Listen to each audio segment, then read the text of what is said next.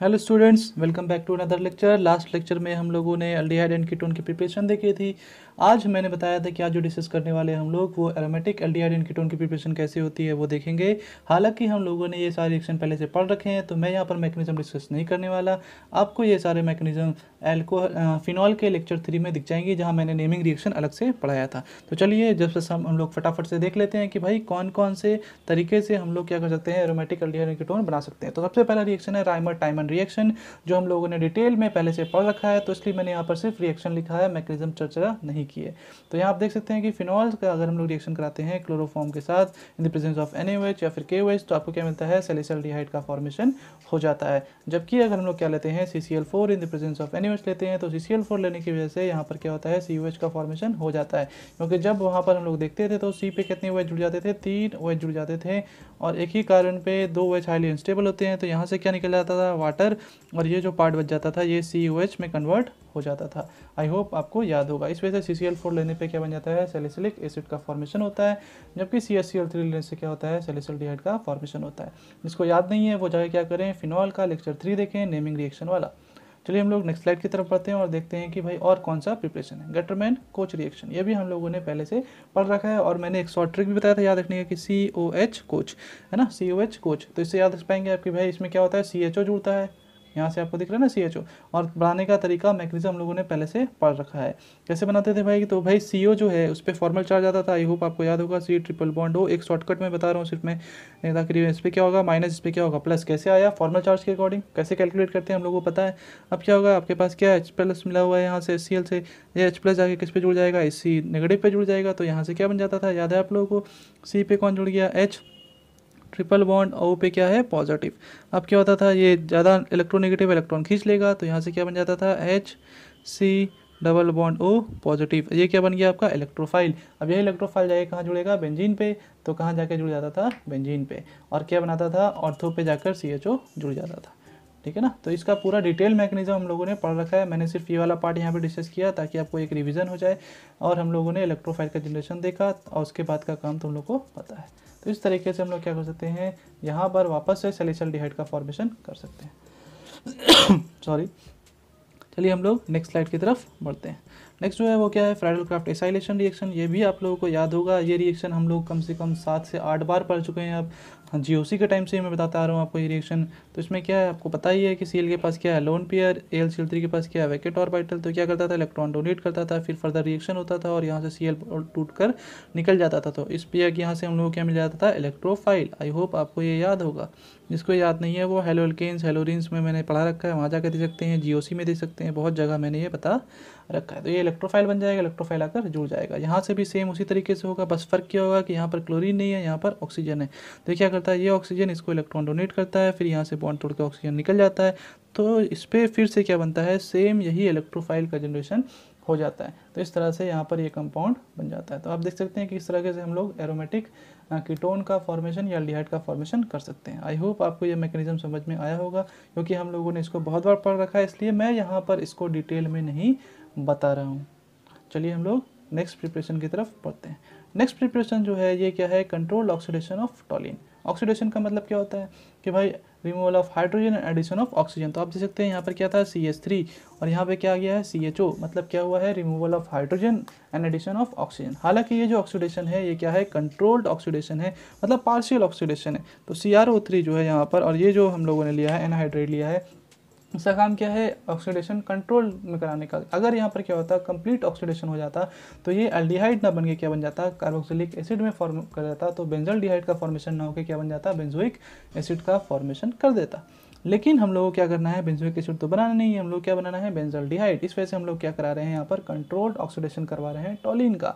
तो यहाँ होता क्या है कि भाई removal of hydrogen and addition of oxygen. ये जो CH3 है, ये CH3 कन्वर्ट हो जाता है CHO में, है ना। 2 हाइड्रोजन गए और डबल बॉन्ड ऑक्सीजन आ गया, बैलेंस सेटिस्फाई हो गई।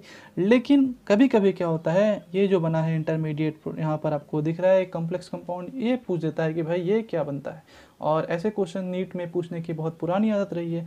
तो हम लोग क्या करेंगे, इसको याद रखेंगे। याद यहाँ से आप चाहे तो रीजेंट से याद रख सकते हैं, हालांकि मैंने पहले भी बोला है बहुत बार कि भाई हम लोग क्या करते हैं, ऑक्सीडेशन और रिडक्शन के मैकेनिज्म को नहीं एक्सप्लेन कर सकते हैं क्योंकि रिएक्शन बहुत फास्ट होती है। लेकिन एक समझने के लिए हम लोग देख सकते हैं मैकेनिज्म जो कुछ बुक्स में दी गई है कि भाई इस तरीके से मैकेनिज्म हो सकता है, और कुछ बुक्स अलग मैकेनिज्म शो करती है। तो मैं एक शॉर्ट तरीके से आपको बताने की कोशिश करता हूँ कि भाई आप कैसे याद रखेंगे, ठीक है।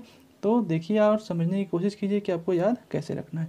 कि जैसे आपके पास क्या है, यहाँ पर टॉलिन ले लेते हैं हम लोग। ये क्या हो गया, टॉलिन। टॉलिन में क्या आपके पास CH2 और इस पर जुड़ा है H, ठीक है ना। और क्या है हम लोग के पास एनहाइड्राइड है, तो मैं वहाँ पर एनहाइड्राइड बना रहा हूँ, O C double bond O, इधर R लिख रहा हूँ, है ना। CH3 भी हो सकता है, कोई भी एनहाइड्राइड हो सकता है आपके पास, तो यहाँ पर R लिख रहा हूँ।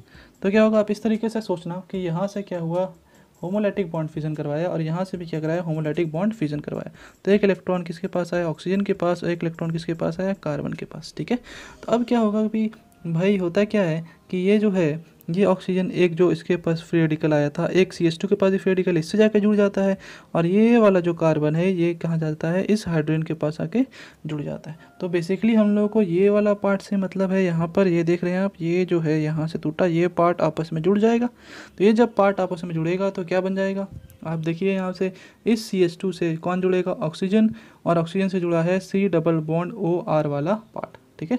तो आप देख सकते हैं, वापस से मैं लिखूँगा इसको, तो क्या बन जाएगा कि भाई यहाँ पर बेंजीन है, CH2 से कौन जुड़ा था, ऑक्सीजन, ऑक्सीजन से कौन जुड़ा हुआ था, C डबल बॉन्ड O, और से जुड़ा हुआ था R। अब क्या होता है, फिर से एक और एनहाइड्राइड के साथ रिएक्शन होता है। अभी भी इसके पास क्या है, एक H यहाँ से और निकलेगा, और जब एक H फिर से निकालेंगे सेम प्रोसेस के थ्रू, तो क्या होगा कि यहाँ से ये H जब निकल जाएगा, यहाँ से जब ये H निकलेगा, तो यहाँ अगर मैं CH लिखूँ तो सेम प्रोसेस है, फिर क्या हो जाएगा कि यहाँ जुड़ जाएगा O C double bond O R, ठीक है ना। तो यही पीछे मैंने क्या लिखा है, कॉम्प्लेक्स कंपाउंड बीच में लिखा है इंटरमीडिएट की तरह। तो यहाँ पर आप क्या देख सकते हैं कि भाई जब इसको हम लोग तोड़ेंगे, हाइड्रोलिसिस कराएंगे, तो हाइड्रोलिसिस कराने का शॉर्ट तरीका मैंने क्या बताया आपको, याद है ना आप लोगों को, कि भाई लेस इलेक्ट्रोनेगेटिव से मोर इलेक्ट्रोनेगेटिव, और मोर इलेक्ट्रोनेगेटिव से लेस इलेक्ट्रोनेगेटिव। तो ऑक्सीजन क्या है, मोर इलेक्ट्रोनेगेटिव, तो इससे जोड़ेंगे लेस इलेक्ट्रोनेगेटिव मतलब H, और इससे कार्बन से क्या जोड़ देंगे, OH। वही तरह से यहाँ भी इससे H और इससे क्या जुड़ जाएगा, OH, ठीक है ना। तो बताइए यहाँ पर क्या आ जाएगा आपको, अब क्या दिख रहा है कि इस बेंजीन पे ध्यान से देखेंगे, CH है, और CH पे कितने OH हैं, 2 OH है ना। और इधर से आपको क्या निकल गया, इधर से निकल गया आपको एसिड का फॉर्मेशन हो जाएगा, है ना। C डबल बॉन्ड O, इधर हो गया आपका R, और इधर हो गया OH। तो ये दो चीज़ें मिलेंगी। अब क्या होगा कि यहाँ से जब एक ही कार्बन पे 2 OH क्या होते हैं, हाईली अनस्टेबल होते हैं, तो यहाँ से वाटर बन के निकल जाएगा, तो क्या बन गया आपका, यहाँ से बेंजल्डिहाइड का फॉर्मेशन हो जाएगा, CHO, है ना, बेंजीन पे CHO। तो इस तरीके से आप याद रख सकते हैं कि भाई कैसे किस तरीके से हम लोगों ने बनाया। तो वापस चलते हैं स्लाइड की ओर। आप देख सकते हैं यहाँ पर क्या है भाई, देख रहे हैं ना, वही पार्ट जुड़ा ना, OC double bond OR, OC double bond OR, तो वही चीज़ जुड़ी है। कैसे याद रखेंगे, आप यहाँ से भी याद रख सकते हैं कि आप इसको हटा दें, यहाँ से याद रखने के लिए बता रहा हूँ सिर्फ, ऐसा कोई यहाँ इसको हटा दें और ये वाला पार्ट ले जाकर जोड़ दें। देखिए OC डबल बॉन्ड OR, है ना, इस तरह से याद रख सकते हैं। कितनी बार जोड़ेंगे, 2 बार जोड़ेंगे। फिर क्या होगा, इसका हाइड्रोलिसिस कराएंगे हम लोग। हाइड्रोलिसिस कराने पर क्या हो जाएगा, CHO में कन्वर्ट हो जाएगा। पहले दोनों OH आएंगे, फिर दोनों OH क्या होते हैं, एक ही कार्बन पे 2 OH हाईली अनस्टेबल होते हैं, तो क्या होगा, CHO में कन्वर्ट हो जाएगा। आई होप आपको समझ में आ गया होगा। तो आप रिएजेंट याद रखेंगे यहाँ पर कि क्या लेते हैं हम लोग, CrO3 in the presence of anhydride, ठीक है ना। चलिए हम लोग नेक्स्ट प्रिपरेशन की तरफ बढ़ते हैं, जो इसी से मिलता जुलता है, मैकेनिज्म भी सेम जैसा होता है, लेकिन उसमें ना आपको 2 मैकेनिज्म बताऊंगा। एक तो यही जो अभी बताया जस्ट इसकी तरह, और एक और मैकेनिज्म होता है, 2 बुक्स में अलग अलग लिखी हुई है। क्यों, क्योंकि भाई ऑक्सीडेशन का प्रॉपर मैकेनिज्म हम लोग नहीं बता सकते क्योंकि रिएक्शन बहुत फास्ट होता है। नेक्स्ट जो है वो क्या है, इटार्ड रिएक्शन। आप देख सकते हैं इटार्ड रिएक्शन का रिएजेंट बहुत इंपॉर्टेंट रिएक्शन है, ये पूछी भी गई है बहुत बार, तो आपको याद रखना है। इटार्ड रिएक्शन में क्या होता है कि हम लोगों ने पीछे क्या लिया था, CrO3, है ना। यहाँ क्या लेते हैं, CrO2Cl2, है ना, क्या लेते हैं, क्रोमाइड क्लोराइड। यहाँ से क्या ले रहे हैं, CrO2Cl2 ले रहे हैं यहाँ पर, ठीक है। और उसका क्या कराते हैं, फर्दर हाइड्रोलिसिस कराते हैं। तो यहाँ से जो क्या आता है, वापस से प्रोडक्ट वही बन रहा है, बेंजल्डिहाइड ही बन रहा है। CaCH3 जो है ये CHO में कन्वर्ट हो जा रहा है, क्योंकि इटार्ड रिएक्शन भी जो है ये क्या है, ये भी कंट्रोल्ड ऑक्सीडेशन होता है। तो कंट्रोल्ड ऑक्सीडेशन का मतलब क्या हो गया कि भाई removal of hydrogen and addition of oxygen. तो यहाँ भी वही चीज़ हुई। तो आप दोनों यहाँ भी वैसे ही मैकेनिज्म से बनाओगे, फ्री रेडिकल वाले मैकेनिज्म से, तो भी वही चीज़ बनी। तो आप देख सकते हो यहाँ भी वही चीज़ हुआ है, ये रिएक्शन हुआ, NCERT में ये रिएक्शन दिया हुआ इस तरीके से, क्या बन रहा है, CHO में बेंजल्डिहाइड में फॉर्मेशन में कम बन जा रहा है। लेकिन आपको यहाँ एक कॉम्प्लेक्स कंपाउंड भी दिख रहा है, तो भाई आप बोलोगे सर इसको याद करना पड़ेगा क्या? तो जी हाँ, आपको ये याद रखना पड़ेगा, या फिर आप मैकेनिज्म से भी समझ सकते हैं। तो एक तो पुराना पीछे वाला मैकेनिज्म से, जैसे हम लोगों ने पीछे देखा, वैसा ही मिलता जुलता मैकेनिज्म यहाँ पर भी करके, तो आप देखेंगे यहाँ पर कि एक इस तरीके से हम लोग बना सकते हैं, वापस से पीछे वाला ही मैकेनिज्म है, ध्यान से देखेंगे समझने में आसानी हो जाएगी आपको। बस ये मैकेनिज्म याद नहीं रखना है, ठीक है ना, इंपॉर्टेंट नहीं है, याद रह पाए तो ठीक है, नहीं याद रह पाए तो कोई दिक्कत नहीं है, आप डायरेक्ट प्रोडक्ट याद रख सकते हैं। और रीजेंट के साथ किस क्या लेते हैं भाई हम लोग, CrO2 Cl2 लेते हैं। तो मैं क्या करता हूँ, यहाँ पर CrO2 Cl2 बनाता हूँ, डबल बॉन्ड O, क्लोरीन और क्लोरीन, ठीक है। तो होता क्या है कि यहाँ से एक इसके पास इलेक्ट्रॉन आता है होमोलैटिक से, एक इसके पास आता है। तो क्या होता है कि ये जो ऑक्सीजन है, आप देख रहे हैं, ये ऑक्सीजन जो है यहाँ से फिर टूटता है, एक क्या आता है इसके ऊपर फ्री रेडिकल आ जाता है, और एक इस कार्बन पे आ जाता है, ठीक है। तो ये कार्बन क्या होता है,